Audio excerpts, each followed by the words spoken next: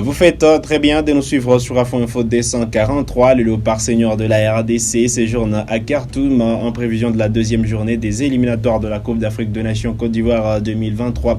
Ce mercredi 8 juin 2022, la RDC sera reçue par le Soudan.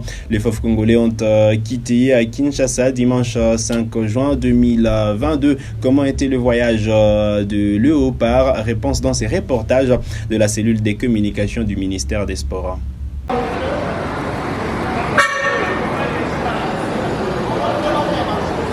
Ce n'était pas facile pour les léopards congolais de descendre à l'aéroport international de Ndjili ce dimanche. La déception et la colère après la défaite 1-0 face au Gabon étaient lisibles sur les Congolais présents à l'aéroport, obligés donc de rester dans le bus jusqu'à la fin des formalités avant de descendre. C'est à 16h50 de Kinshasa que la délégation congolaise, composée de 75 personnes, a quitté Kinshasa à destination de Khartoum au Soudan, déterminée à relever la tête après la déconfiture face aux panthères, puisque le léopard ne désarme pas. C'est vrai qu'on a eu des débuts difficiles.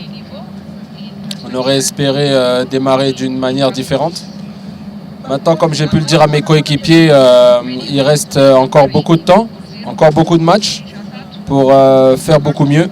Et ça va commencer par ce match au Soudan qui arrive très bientôt. Nous sommes très déçus de la tournure des événements. Après, ce qui s'est passé avant ou ce qui se passe après, ça ne nous regarde pas. Nous, on se concentre seulement sur ce qui se passe sur le terrain. On est déçus mais pas abattus. Nous sommes des professionnels, nous savons que nous avons fauté sur ce match-là. À nous de faire beaucoup mieux, on ne peut pas faire pire que le premier match. Conscient d'avoir déçu le peuple congolais, le capitaine des Léopards Marcel Tisserand a, au nom de tous ses coéquipiers, manifesté la volonté et le désir de mieux faire face au Soudan. Je ne lis pas l'avenir, malheureusement, mais tout ce que je sais, c'est que ce groupe-là a beaucoup de talent. Il y a des joueurs de qualité, des joueurs qui ont beaucoup d'envie également. Après, à nous, les joueurs et aussi le staff, de nous unir et d'être ensemble pour trouver la solution pour améliorer les points positifs qu'il y a et corriger les points négatifs qui sont aussi là. Ce qui manque aujourd'hui, c'est forcément les résultats, c'est ce qui compte. Il faut qu'on ait des résultats un peu plus positifs parce que c'est vrai qu'il y a un travail qui est fourni, mais pour valider le travail, il faut gagner. Qu'ils soient déçus, c'est normal. En tant que supporter congolais, je me mets à leur place. Je suis forcément aussi déçu. Mais maintenant, ce que je leur demande, c'est d'être derrière nous. On va avoir besoin d'eux. Malheureusement, au stade, on n'a pas pu avoir nos supporters derrière nous. Ça nous a aussi fait du mal. Mais je sais que beaucoup de Congolais étaient derrière leur écran pour nous soutenir.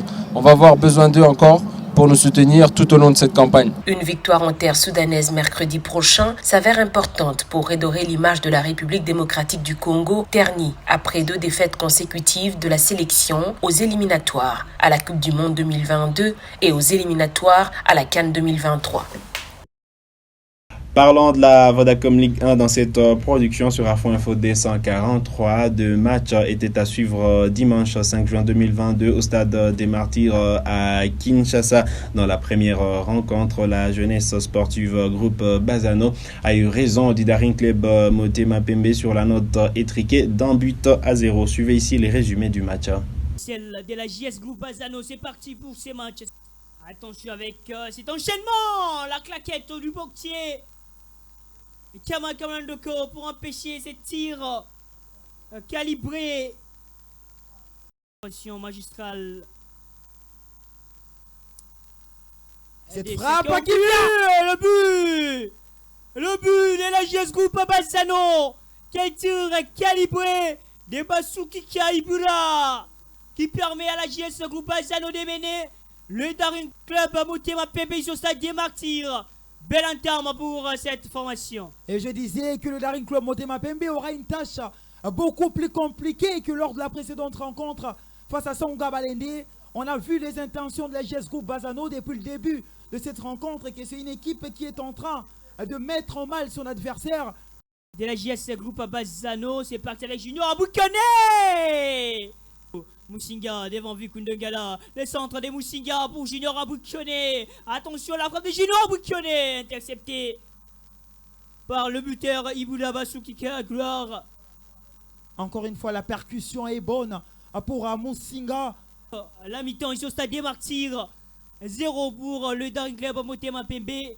Un pour la jeunesse sportive groupe Bazano. C'est parti pour la deuxième mi-temps. Cette belle combinaison. Ikenga Lombo dans la surface. Le tacle.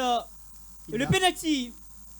Penalty pour le Danglais Motema Pembe suite à ces tacles. Là, je crois que c'est indiscutable. Parce qu'il a sur pris Ikenga Lombo, le nouvel entrant. Le nouvel entrant. Et voilà, on s'est dit qu'avec l'entrée de ces deux éléments, Ikenga Lombo. Devant les portiers qui Foutini Teka Salah.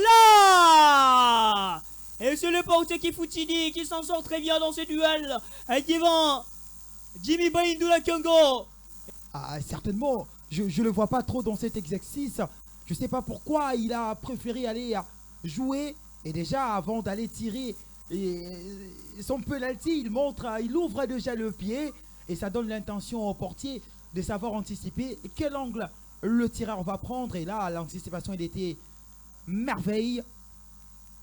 De Jimmy Baindula pour Junior Aboukone. Les ballons de Junior Aboukone. Il trouve Ikenga Lombo à la lutte avec Biongo. Ikenga Lombo! Oh, quelle occasion manquée par Ikenga Lombo! Il est magnifique ce joueur. En lui seul, il peut enchaîner. Contrôle, frappe, dribble. Voilà pourquoi on avait besoin de lui. Et... Troisième défaite de la saison pour le Danglais Motema Pembe qui s'est incliné devant. Et dans l'autre match de la journée, l'FC Renaissance des Kinshasa a chuté à domicile devant les cercles sportifs Don Bosco sur la note d'un but contre 2. Suivez ici le résumé du match. Qui trouve Oscar Kabut, buteur contre la Sekouya Sport. Oscar Kabut devant Bob Chilombo, il supprime Bob Chilombo et Oscar Kabut qui remet dans la Philippe Traoré. 6 défaites, le centre des Madindaeli, Philippe Traoré. La claquette du portier Kassouba.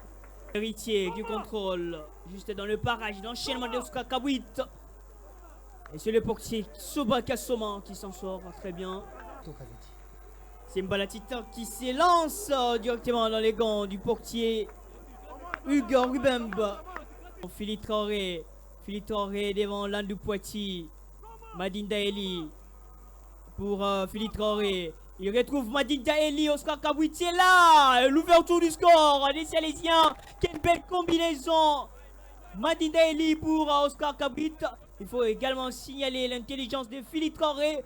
Une combinaison avec Philippe Traoré. Et là, c'est bien joué en mode losange.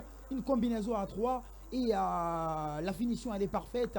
Mi-temps, ils sont au stade des Martyrs. 0 pour les Oranges de la Renaissance du Congo.